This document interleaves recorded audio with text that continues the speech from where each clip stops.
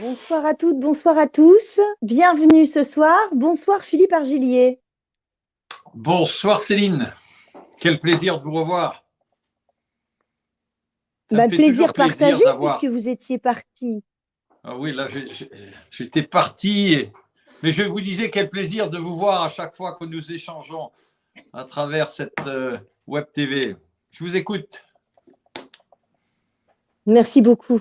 Mais moi aussi, c'est un plaisir de vous retrouver puisque vous nous aviez quittés hier pour Montpellier pour participer à cette grande émission organisée par Alliance éco-citoyenne. Je dis grande émission parce que gros moyens finalement, une belle organisation, beaucoup de participants. Et nous, on a pu suivre ça, on a relayé sur nos plateformes. Ça a été beaucoup suivi, beaucoup commenté, positivement d'ailleurs. Et puis, vous revenez aujourd'hui nous faire ce live pour nous donner votre sentiment, vos premières impressions suite à cette rencontre avec toutes ces personnes et sur ce que vous avez apporté comme réponse au public qui était dans la salle. Quel retour vous avez eu? Tout à fait Céline. Eh Et bien, c'est c'est avec un parfait. plaisir que je vais le faire d'ailleurs. Alors, je vais vous laisser la place parce que du coup, vous n'avez pas besoin de moi pour le faire puisque je n'étais Non, pas non. présente. En plus, je vais pouvoir suivre ça et en apprendre davantage. Je vais essayer de faire sans vous Céline. Mais j'espère que vous allez y arriver. J'en suis convaincue. Ok, Je vous souhaite une belle émission à toutes et à tous. Je vous dis à très vite. On va se retrouver et puis à très bientôt, Philippe. merci. À très très bientôt Au revoir. Céline. Au revoir. Bonsoir à toutes et bonsoir à tous. Alors attendez, peut-être je me remets un petit peu.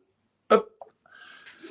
Voilà, effectivement, Céline vous l'a bien précisé, j'étais hier, c'était près de Montpellier, c'est à Pérols, une commune, un endroit où je n'étais jamais allé.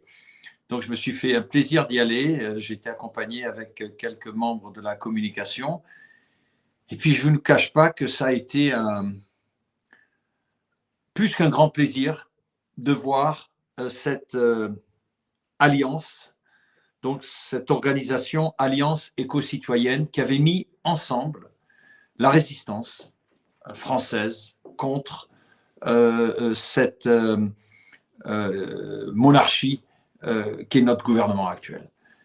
C'est vrai que c'est un exercice que je n'avais jamais fait dans le passé, à savoir me réunir avec tous ces collectifs, et j'en ai été très heureux. Très, très heureux, car j'ai pu voir qu'il existait de vraies forces en France, avec des vraies personnes qui menaient des vrais combats pour la France. Et en quelque sorte, on était tous les mêmes. On se battait et on se bat tous pour cette même idéologie, celle de rendre une liberté d'être et de penser pour toutes les citoyennes et tous les citoyens de France. Alors, je pourrais, ça me sera impossible de rentrer en détail avec chaque personne qui était invitée, dont moi-même. La seule chose sur laquelle j'étais pas trop à mon aise, et je pense que vous allez comprendre, c'est que toutes ces personnes étaient candidates à la présidence de la République, alors que personnellement, je ne l'ai jamais été un candidat pour devenir président de la République en France. J'ai toujours dit que je serais là si vous en décidiez. À ce moment-là, je répondrai à votre appel en tant que chef d'État, car pour moi, c'est une grosse différence entre un chef d'État et un président de la République, parce que quand je fais référence à chef d'État, c'est uniquement une fonction que les Français m'auraient attribuée déjà en me faisant confiance, pour pouvoir remettre la France telle qu'elle devrait être aujourd'hui, à savoir une vraie république aux vraies valeurs démocratiques. Et en plus, avec un mandat, et je vous le rappelle, je suis le seul à l'avoir présenté, c'est-à-dire qu'il est hors de question que si vous veniez à me faire confiance en avril 2022, que je me positionne d'une façon incontestable sur un quinquennat. Non, 3 ans, un référendum, et c'est vous ensuite qui décideriez si oui ou non j'ai tenu mes engagements sur mon cahier des charges, qui, je vous le rappelle, ne sont pas, le cahier des charges n'est pas une promesse politique, loin de là, c'est uniquement, tel qu'il est décrit, un cahier des charges qui correspond à l'attente totale de vos réponses pour votre pays, et donc un cahier des charges qui répond à l'ensemble de vos revendications, et encore plus, parce que ce cahier des charges apporte beaucoup de bonus pour toutes les citoyennes et les citoyens en France. Donc, nous voilà hier, tous réunis. Je voulais faire cette petite parenthèse, la différence entre un président et un chef d'État en ce qui me concerne. Par contre, j'honore et je valide tous les candidats à cette présidence, tous d'une vraie motivation, tous d'un vrai combat, et je m'unis entièrement, je répète, je m'unis entièrement à leur combat. On est à l'horizontale, on est tous, chacun de nous, une fois de plus, sur cette même idéologie, et en particulier, bien évidemment, à l'heure actuelle, contre ce pass vaccinal. Alors, les débats, bien qu'il n'y en avait pas vraiment, le temps était très limité pour répondre. Et là, je peux comprendre. Hein, et d'ailleurs, je tiens à féliciter aussi toute l'équipe d'Alliance éco-citoyenne d'avoir monté en tellement peu de temps cette superbe émission. Mais vraiment, bravo. Bravo, je ne peux pas tous les citer, hein, mais toute l'équipe, donc celle qui a mis tout ça en place, y compris les deux personnes qui étaient là pour mener cette émission, qui était adorable, tellement gentil, tellement d'amour. Je vous assure que c'était même émotionnel pour moi. Et puis, moi-même, c'est la première fois que je me retrouve dans une situation telle que celle-là, et je peux vous dire que j'ai vraiment beaucoup apprécié, dans le sens où on était tous là pour la même chose. Alors, j'ai écouté tout le monde, bien évidemment. Chacun avait bien préparé. Je pouvais voir que chacun, depuis des années, est tellement, chacun et chacune d'ailleurs, tellement déterminé pour mener ce combat. J'étais simplement un petit peu surpris avec le nombre de 17 au total. Je pensais que à travers ce collectif, peut-être qu'il y avait eu déjà une sélection qui aurait été faite, car c'est vrai, plus de division, plus le travail pour l'exécutif est facilité, divisé pour mieux régner. Donc c'est sûr que si j'avais un conseil à faire, en toute humilité d'ailleurs, car ce qu'ils font est très bien, mais ça aurait été de peut-être déjà d'avoir fait une sélection, parce que plus nombreux vous êtes, plus difficile sera. Et aujourd'hui, l'union doit se faire à travers une personne, une entité, sans perdre pour cela votre étiquette. Et là, je m'adresse aux 17 ou 16 candidats qui étaient présents avec moi. Une fois de plus, je ne vais pas les citer et je ne vais pas faire un retour sur chaque personne, sur chaque individu, parce que chacun avait, avec sa propre personnalité, à ajouter une teneur à ce qu'il disait. Et c'était formidable parce qu'on pouvait voir au travers de chaque personne aussi leur personnalité, la manière dont ils se tenaient, la manière dont ils parlaient, la manière dont ils partageaient. Et ça, c'était extraordinaire aussi. Je tiens à remercier aussi tous les, hormis les deux animatrices, il y avait les invités, hormis les candidats qui étaient là, Louis Fouché, Carlo, Alberto, adorable, qui mène un combat formidable. Vous imaginez, il a 100 000 personnes qui ont adhéré à son association. Il aide tous les jours. Carlo, si tu m'entends, parce qu'on se tutoie, bravo, mais bravo, tu es tout amour, toi aussi, avec ton charme italien. je te l'ai rappelé, hein, moi aussi j'ai une origine italienne, donc on était en famille. On était en famille. Et ça, c'était formidable.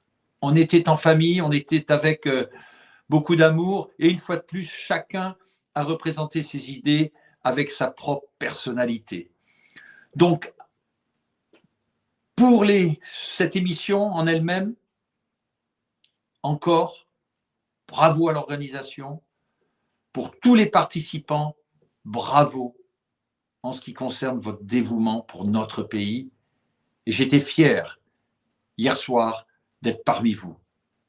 J'étais vraiment fier, car je me sentais chez moi.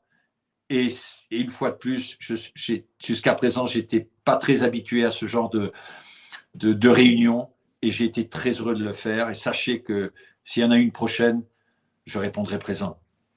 Alors, maintenant, je vais plus rentrer dans le détail de ce qu'il faut sortir de cette réunion hier, parce que ça s'est formidablement bien passé, mais il faut maintenant avoir du concret, immédiat, puissant, force de frappe. C'est le seul moyen maintenant d'interférer l'exécutif, qui, je vous le rappelle, a disjoncté totalement. Nous sommes dans un délire total, donc profitons même de cette faille, de ce séisme qui est en train de se créer pour se réunir cette fois-ci sous un seul toit. Alors, ce que je vais maintenant présenter est la solution. Et je ne vais pas dire selon moi.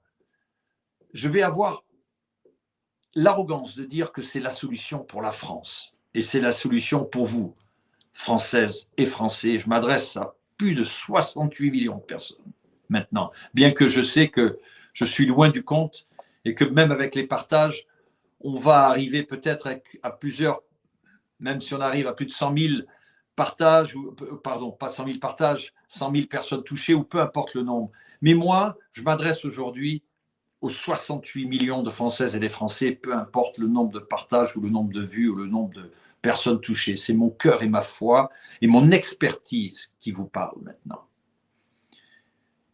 En quelques minutes, 5 au total, je crois, sur 3 heures d'émission, je devais expliquer, pour certains qui ne me connaissaient pas, même pour ceux et celles qui me connaissaient, qu'est le Rassemblement des droits de l'homme, le RDH. C'est pas facile. C'est pas facile parce que comment expliquer une entité qui ne demande véritablement aucune explication, car le RDH, je vous le rappelle, est un gouvernement en lui-même. Et je sais que les gens ont peut-être un souci à comprendre cela. Quand je parle de gouvernement, je parle au niveau je fais référence à l'intelligence, aux données que nous avons pour justement ancrer ce Rassemblement des droits de l'homme sur une fondation. Et ces données, je fais référence aux banques de données, qui, elles, ont été présentes depuis le 8 novembre 2001. Ces banques de données sont afférentes directement aux travaux de gouvernement, derrière les coulisses, en dehors de la France, qui, je vous le rappelle, et là je m'adresse aussi à tous les candidats à la présidentielle que j'ai vus hier, et là je suis obligé de leur expliquer, et j'espère au moins que eux, parmi les milliers de personnes qui voient ce live aujourd'hui, comprennent mon message. Il faut que vous sachiez une fois pour toutes, et je ne suis pas là à vous donner une leçon de morale, loin de là, ni une leçon de quoi que ce soit, j'essaie simplement de vous donner les informations que je connais, qui vous sont indispensables pour votre combat, car je connais comment fonctionnent les gouvernements. J'ai fait référence à une machine infernale et ça l'est, à moins de connaître jusqu'à ces plus petits rouages de cette machine infernale, rien ne se fera en France. Et loin de là de dire que ce que vous proposez n'est pas bon pour la France. Au contraire, ce que vous proposez est l'idéal pour la France. Et d'ailleurs, j'adhère à 100%. Chaque personne qui a parlé hier, j'adhère à ce qu'il a dit, à ce qu'elle a dit. car cela représente exactement l'idéologie et le cahier des charges du Rassemblement des droits de l'homme et de la femme et de nos enfants, c'est-à-dire de l'être humain. Car, à juste titre, un des candidats a parlé, et j'ai été très touché de ça, et a dit on a tous beaucoup parlé, mais on n'a pas parlé de l'humain.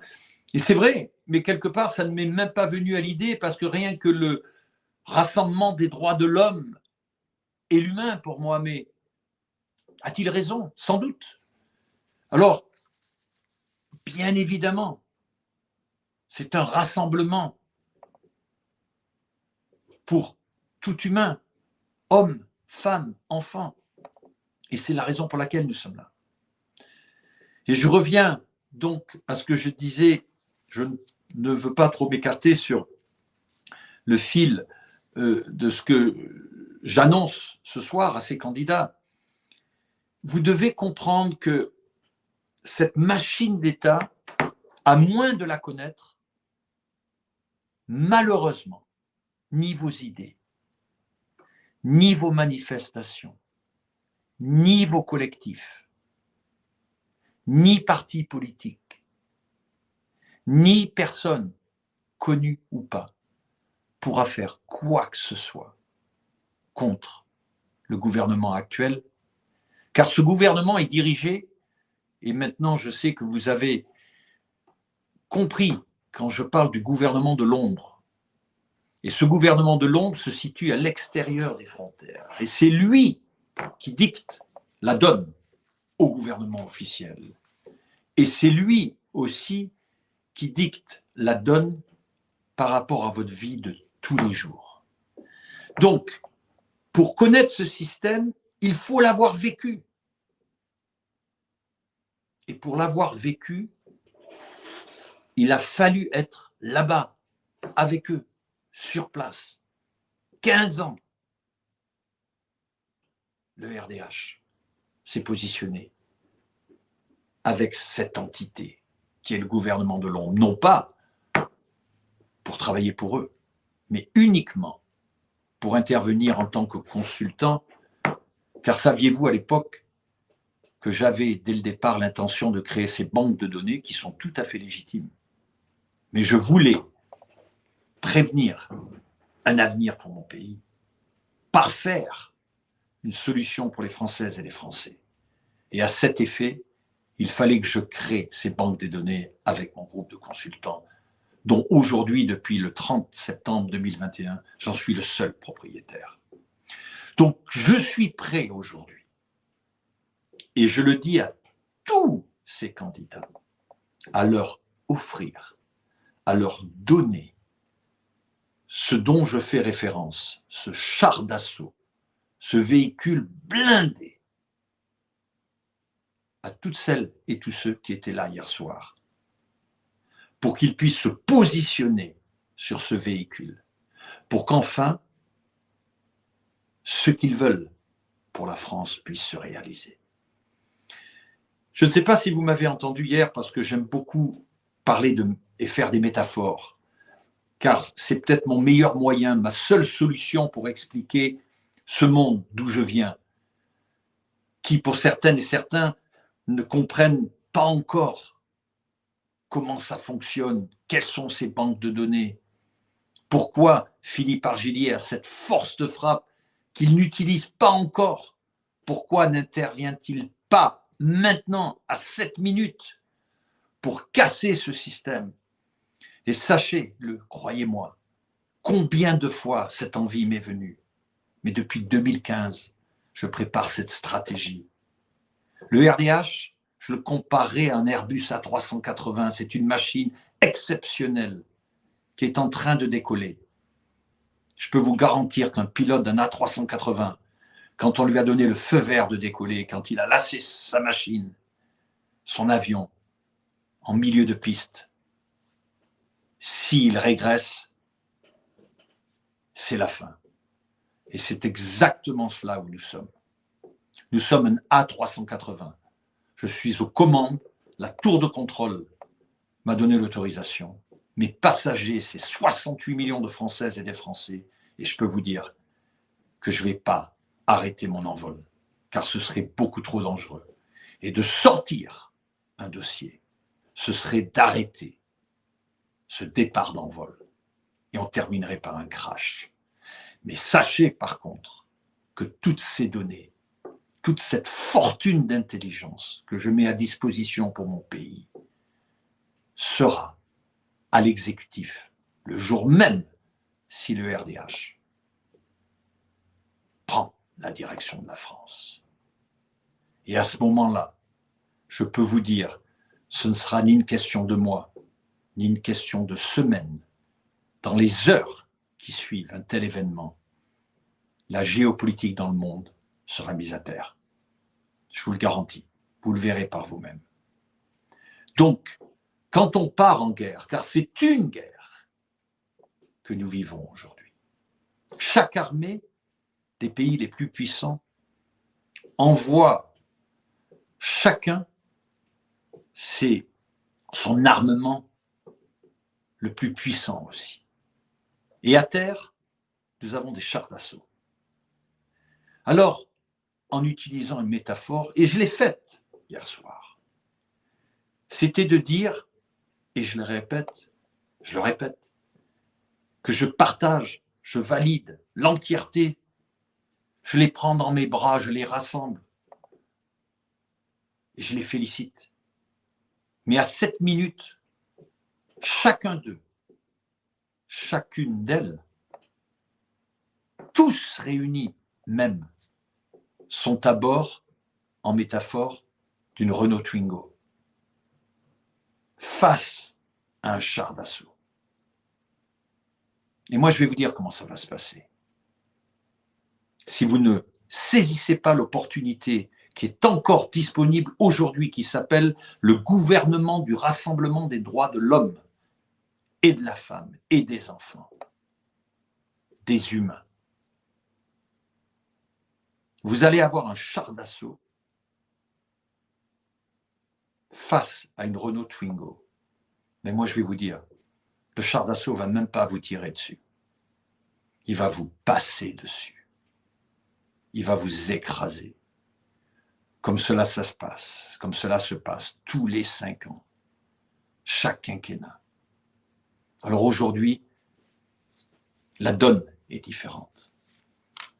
Parce qu'un groupe de consultants, en particulier Philippe Argillier, s'est fait une mission personnelle de construire sur mesure un char d'assaut pour les 68 millions de citoyennes et de citoyens en France, pour qu'ils puissent finalement monter à bord de ce char d'assaut, pour leur liberté d'être et de penser. En résumé, pour leur liberté, tout simplement. Mais cette fois-ci, la Renault Twingo, on va la garer. On ne va pas la détruire, parce que malgré tout, elle était là pour véhiculer les idées jusqu'à présent. Mais quand on sera sur ce char d'assaut, vous savez ce qui va se passer? Il va y avoir à un moment, et très rapidement, les 2 chars d'assaut qui vont faire face à face.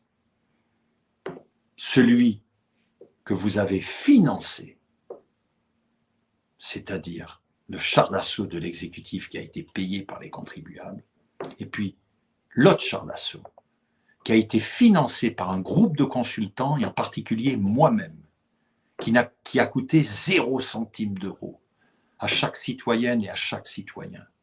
Par contre, ce char d'assaut autorise accès à la population entière.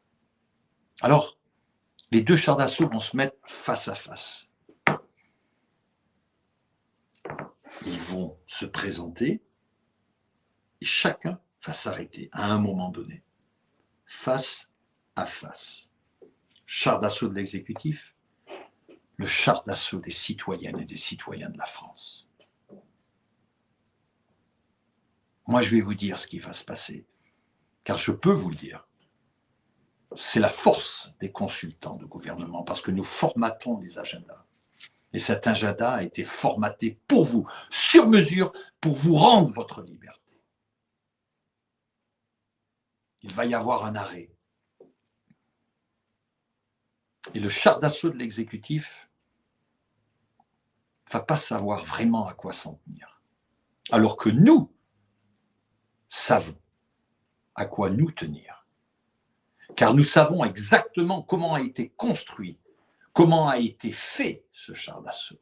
Et de plus, nous savons à la balle près, à l'obus près, ce qu'il transporte. Donc nous connaissons l'armement de ce char d'assaut.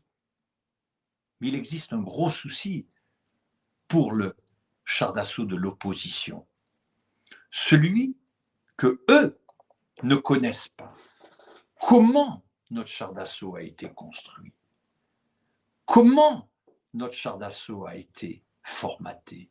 Mais pire encore, quel armement a ce char d'assaut? Et cet armement s'appelle les banques de données. Alors moi, je vais vous dire ce qui va se passer. Il ne va pas y avoir de conflit. Le char d'assaut de l'exécutif va tout simplement passer de face à votre char d'assaut, il va se mettre de côté à votre char d'assaut. Et à ce moment-là, les gens qui sont dans le char d'assaut, pour en sortir, ils ouvrent. Ils ont une ouverture.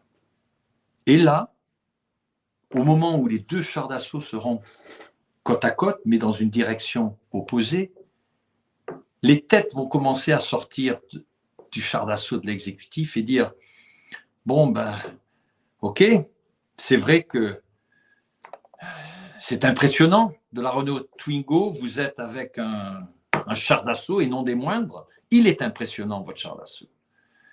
Alors, étant donné que maintenant, on est prêt à parler, à discuter, pouvez-vous nous dire un petit peu plus quel est l'armement de votre char d'assaut? Et à ce moment-là, votre char d'assaut, une ouverture, bien évidemment, va se faire. Et au lieu qu'il y ait plusieurs personnes qui se passera de leur côté, parce que plusieurs personnes vont sortir de ce char d'assaut pour demander des explications. De votre char d'assaut, une seule personne sortira. C'est Philippe Argillier. Et pourquoi? Parce que c'est lui qui a formaté ce char d'assaut. C'est lui qui l'a dessiné jusqu'au plus petit détail. Et c'est surtout lui qui l'a armé pour vous. Et à ceux qui seront à côté, à qui je m'adresserai quand ils me demanderont plus d'explications, ma réponse sera très simple. Si quelqu'un a à rendre des explications, c'est vous. Pas moi, ni les personnes qui sont à bord de notre char d'assaut. Alors, vous allez commencer par nous donner les explications et vous allez nous donner les réponses par rapport à nos questions. Et ensuite, on vous donnera la conduite de route à tenir avec votre char d'assaut. Peut-être, si vous avez assez d'intelligence, vous allez suivre nos instructions. Et dans le cas contraire, vous allez devoir faire face à l'armement de notre char d'assaut. Et là, moi, je peux vous garantir, et je leur dirai, et ils sauront très bien de quoi je parle. Personne ne peut faire face à cette machine d'État que je mets à disposition aux Françaises et aux Français. Voilà mon explication. Et aujourd'hui, je m'adresse donc à ces candidats. Il va falloir avaler l'ego. Tout le monde en a. J'en ai. Qui n'en a pas? Un ego peut être très positif et très négatif, selon l'utilisation de cet ego. Et si on venait à l'utiliser dans le négatif, il faut savoir aussi pardonner. Celui qui n'a jamais péché jette la première pierre. Le pardon, la compassion et l'intelligence font aussi partie de l'essence même du Rassemblement des droits de l'homme. Donc, ce que je propose à tous ces candidats, c'est de venir en avant-première se positionner dans le char d'assaut du Rassemblement des droits de l'homme. C'est-à-dire se positionner pour la liberté des Françaises et des Français. À chacun de ces candidats, je leur demande de garder l'entièreté de leur programme, parce qu'ils font référence justement à leur programme. Car chaque élément de leur programme sera mis en application dans ce char d'assaut. Ils ne vont pas perdre leur étiquette. Ils ne vont pas perdre la représentation de ce qu'ils représentent. Au contraire, même certains pourront même faire partie, c'est à nous d'en discuter, de cette équipe du gouvernement, de ce nouveau gouvernement qui se ferait. Et je suis sûr que parmi les candidats qu'il y avait hier, beaucoup pourraient participer à ce nouveau gouvernement qui, même le mot gouvernement ne sonne plus vraiment, car ce serait plus cette organisation citoyenne pour les citoyens et les citoyennes. Je crois que je me sens plus à mon aise de qualifier une organisation comme une organisation citoyenne plutôt qu'un gouvernement. Parce qu'aujourd'hui, le gouvernement a tellement une connotation négative, même criminelle.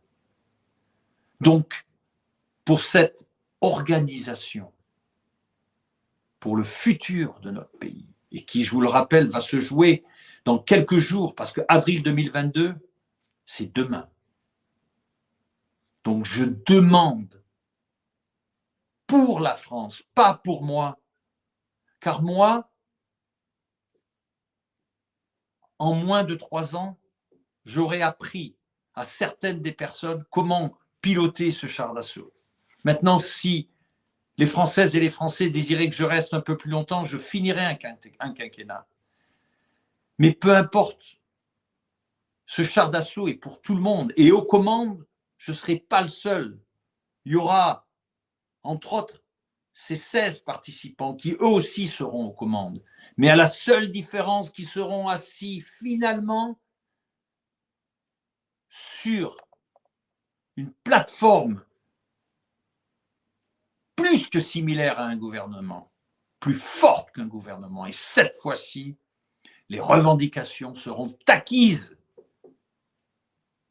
Donc, s'il vous plaît, au nom de notre liberté,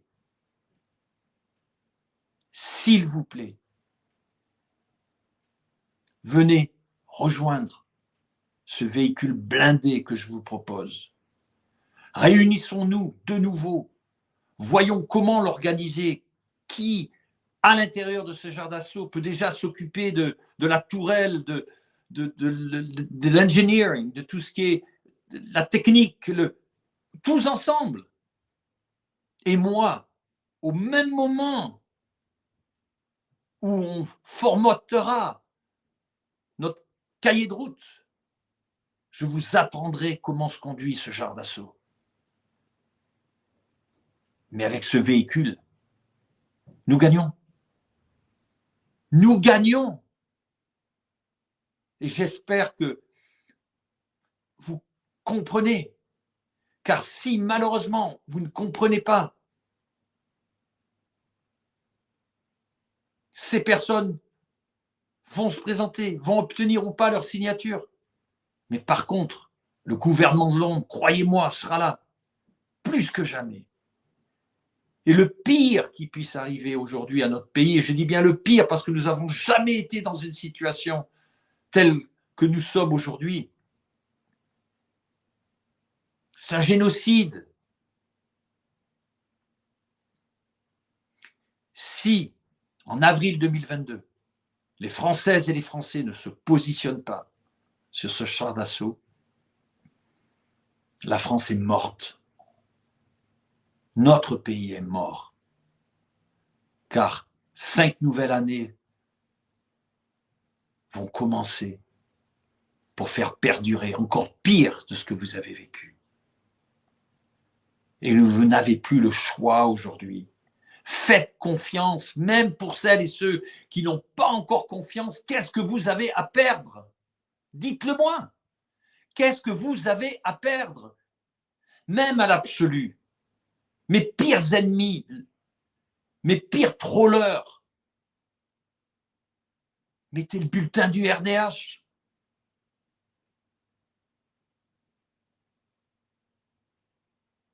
Qu'est-ce que vous avez à perdre si ce n'est qu'à tout gagner? Donc voilà le message que je veux adresser à ces candidats. Le Rassemblement des droits de l'homme est votre maison. Les portes sont grandes ouvertes.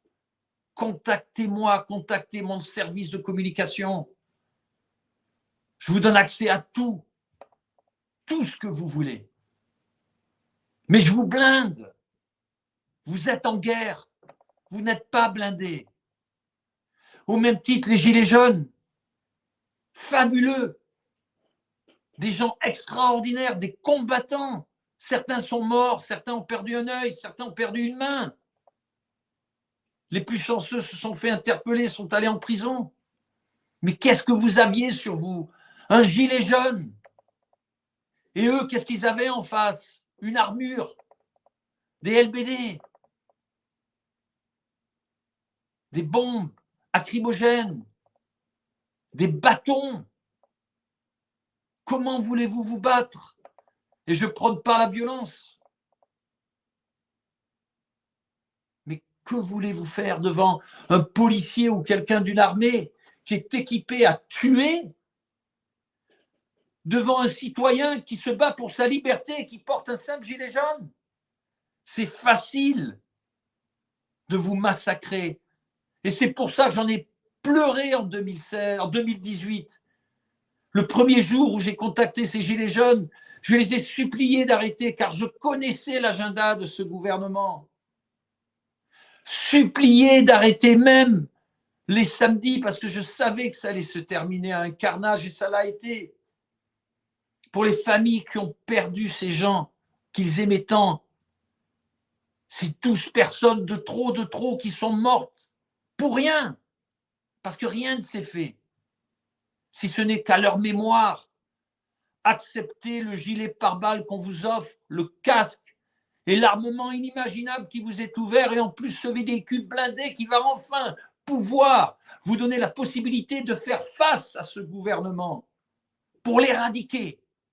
Car le RDH éradique le système en place. Il ne négocie pas, il éradique. Éradiquons ensemble. C'est ce que je vous propose. Je terminerai sur ma soirée d'hier, une fois de plus, à titre personnel. Je ne savais pas que j'avais autant d'amis. Je ne savais pas que j'avais une aussi grande famille. Merci d'exister. Merci d'être là. Merci de me rassurer en tant que citoyen français qu'il existe des gens comme vous qui se battent comme moi pour la même idéologie. Et je suis tellement heureux de pouvoir vous apporter, vous offrir et m'offrir aussi à moi-même, car on est tous dans le même bain, ce véhicule blindé, ce char d'assaut, qui va pouvoir finalement vous protéger et vous permettre de répondre à l'ensemble de vos revendications, car vous les méritez bien, et ça je peux vous le confirmer. Et comme j'ai toujours dit, il est temps que la France rende aux Françaises et aux Français ce que les Françaises et les Français ont donné à ce beau pays qu'est le nôtre. Je vais terminer sur une note, et je vais citer deux personnes, mais vous les connaissez, hein, elles ont été sur tous les médias. Premièrement, je vais m'adresser, je ne la connais pas du tout, à cette politologue qui s'appelle Anastasia Colosimo, qui a dit en plein live, d'une façon tellement cruelle, car elle avait un petit sourire en coin. Elle a dit « Laisser mourir les non-vaccinés est un bon moyen de sélection naturelle. » C'est l'horreur. Politologue Anastasia Colosimo. Alors je doute que vous allez entendre mon message, à moins que quelqu'un vous le fasse parvenir. Mais je ne peux même pas avoir de la colère contre vous, chère madame. Je peux simplement avoir de la compassion et de la pitié. Et vous êtes politologue, ce qui ne me surprend pas du tout. Ces mêmes politologues qui sont à la tête de ce génocide aujourd'hui. J'ai pas grand-chose à vous dire, si ce n'est que, et je l'espère pour vous, qu'un jour, vous puissiez prendre conscience de la grossièreté de ce que vous avez dit. Une sélection naturelle. C'était ce même discours pendant la Deuxième Guerre mondiale que les nazis faisaient contre les juifs et autres groupes de personnes. Une sélection naturelle parce que le Führer avait décidé qu'il fallait être grand blond aux yeux bleus et tout le reste devait mourir. Et aujourd'hui, vous validez qu'il faut être vacciné ou mourir?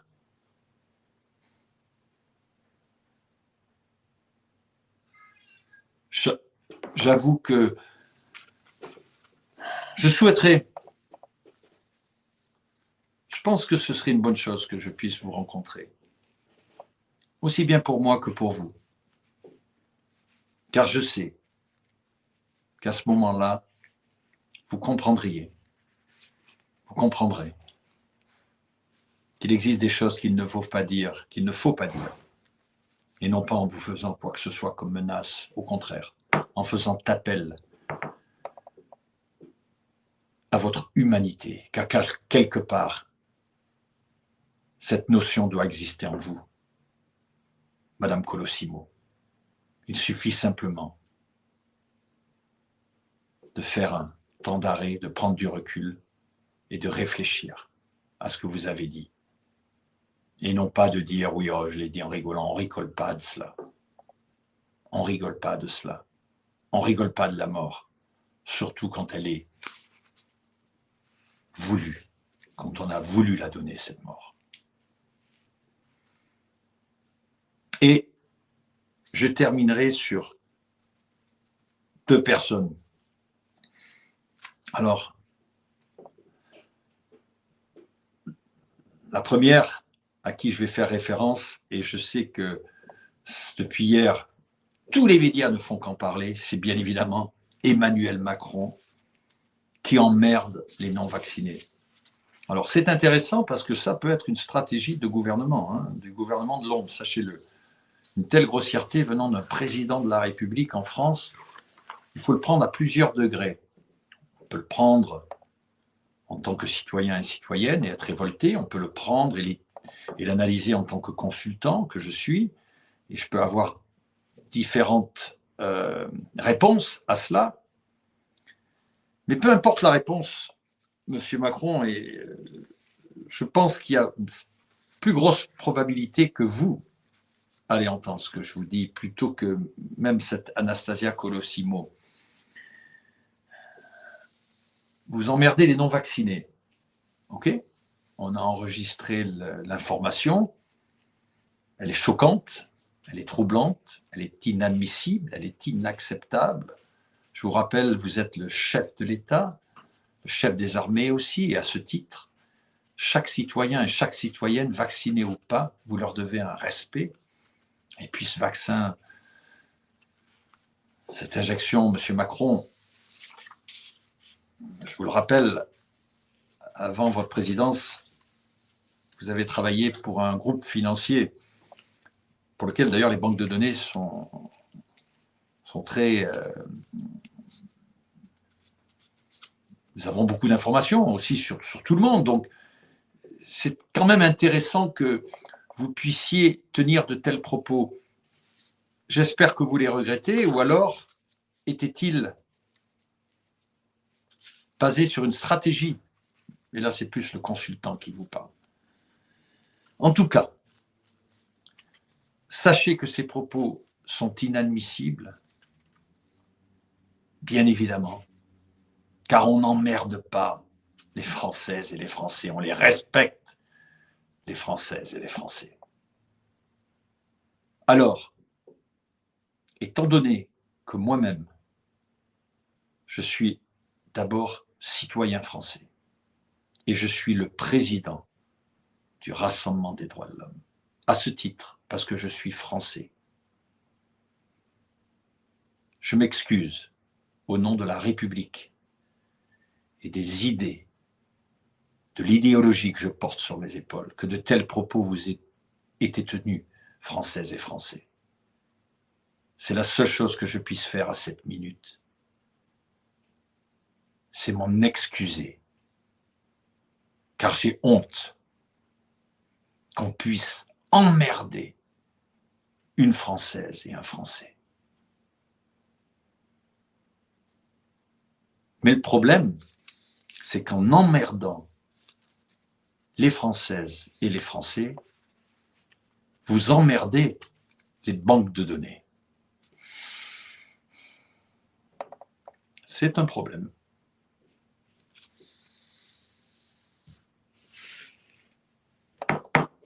C'est un gros problème. Et je terminerai avec... alors, je ne sais pas quel statut lui attribuer à cette personne, cette Gabrielle Attal, qui pleurait, qui partait en courant à l'époque des Gilets jaunes, parce que je crois qu'il y avait un tracteur qui essayait de défoncer la porte de son bureau. Ils sont vite venus le chercher, ou il s'est caché dans les coulisses ou dans les caves de son bureau, là, protégé par les murs bien hauts que les Françaises et les Français ont payé pour lui. Alors, Gabriel Attal, monsieur Attal, je n'ai pas trop grand-chose à dire à votre sujet, hein, si ce n'est qu'une chose est certaine, vous ne devriez pas être à la position où vous êtes, un porte-parole de l'Élysée. Et vous aussi, vous validez les propos de votre patron. Oui.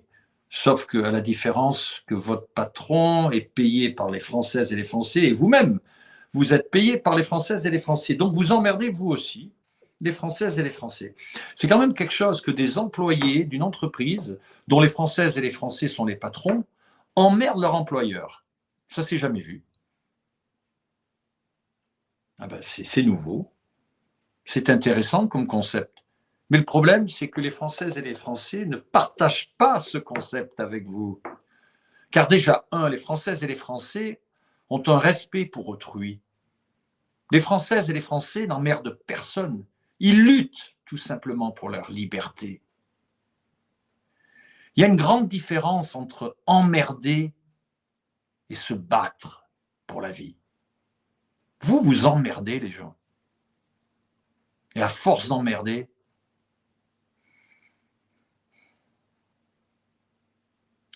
aussi un vieux proverbe, qui va à la chasse perd sa place. Là, vous allez à la chasse, mais vous allez trop loin. Hein, et vous essayez de tirer en plus. On n'est pas du gibier. Les Françaises et les Français ne sont pas du gibier non plus. Donc, monsieur Attal, c'est bon de savoir que vous emmerdez aussi les Françaises et les Français. Et vous emmerdez des gens, en plus, qui refusent de se faire vacciner. Ce qui est étonnant, c'est que la plupart des vaccinés aussi, car ça a été leur droit, bien que, précisons que la plupart de toutes celles et tous ceux qui se sont fait vacciner, ils n'ont pas eu le choix. Le pourcentage de celles et de ceux qui se sont fait, entre guillemets, vacciner, pensant que c'était pour se protéger, le pourcentage est très minime. Vous avez mené une politique tellement sournoise, tellement facile. Monsieur Macron, vous avez confirmé que le vaccin, votre vaccin ne serait jamais obligatoire. Mais aujourd'hui, c'est pire. il est pire qu'obligatoire. Car vous poussez les gens à se faire vacciner, car vous leur enlevez leur liberté d'être et de penser.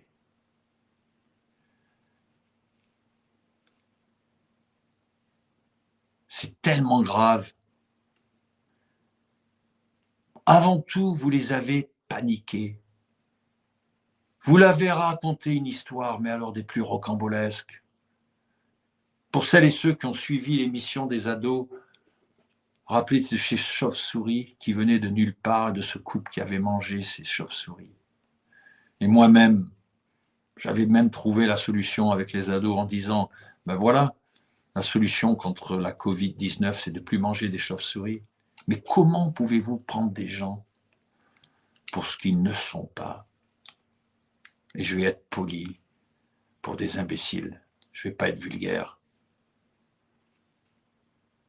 Ensuite, vous leur avez fait un cinéma, mais pas limité à la France, globale. On va tous vous confiner. On va tous vous mettre un masque. On va tous vous mettre à l'abri. Pire encore, vous ne suivez pas nos instructions. Vous savez ce qui vous en coûte. Vous allez probablement être responsable de la mort de votre plus proche, parce que si vous ne marchez pas à 1,20 m de chaque personne, si vous ne mettez pas votre masque, vous allez tuer. Donc, qu'est-ce qui se passe? On vous enlève maintenant votre faculté d'intelligence. On vous met dans la panique, donc vous acceptez tout. Donc, vous avez formaté cette pandémie globale,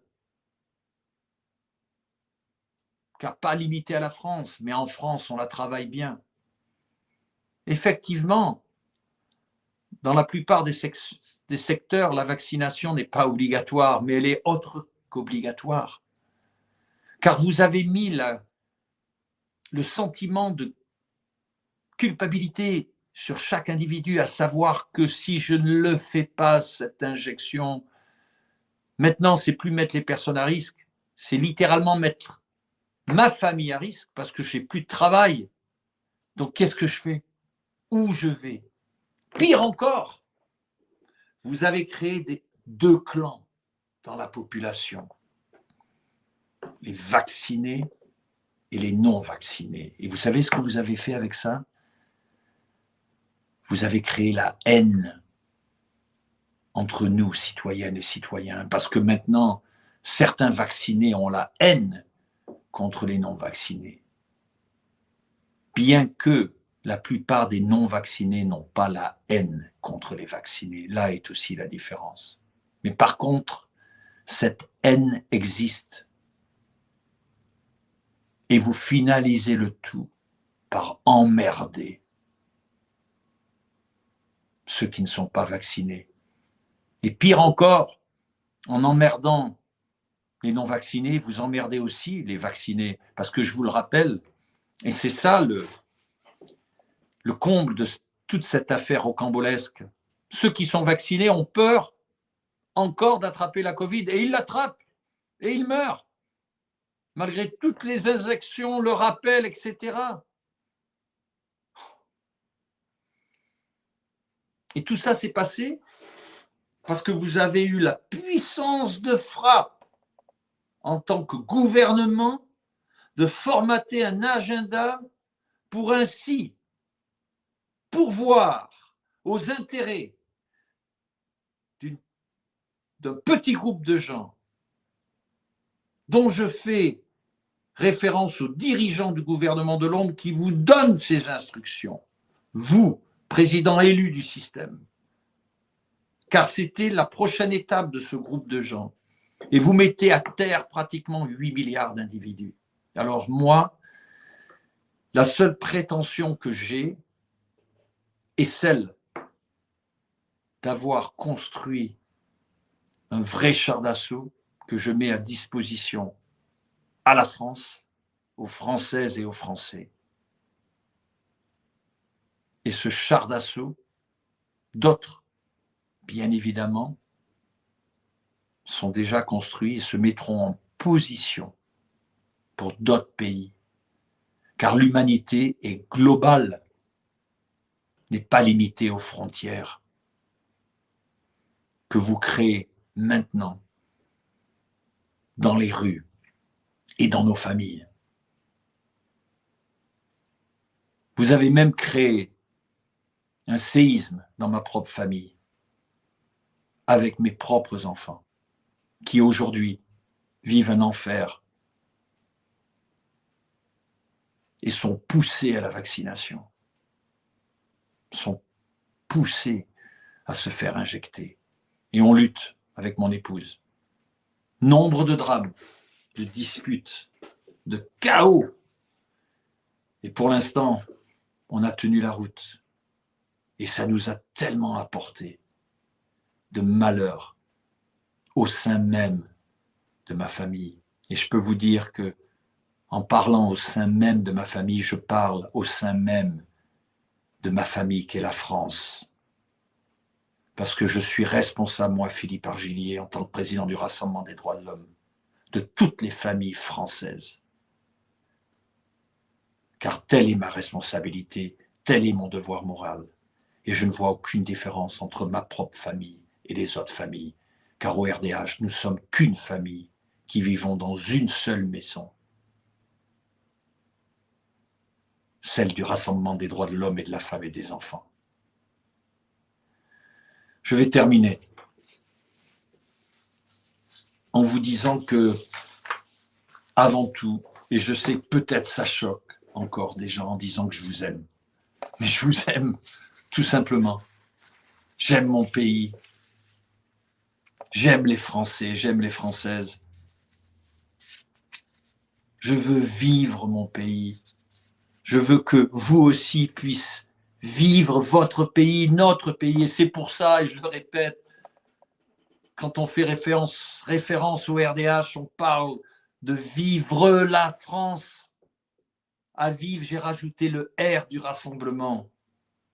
Car quand on se rassemble, on vit mieux. Vive la France n'a plus lieu aujourd'hui.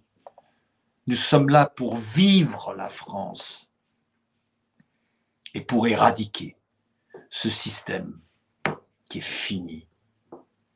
Un système de malheur. Nous avons le droit d'être heureux, en commençant par notre pays.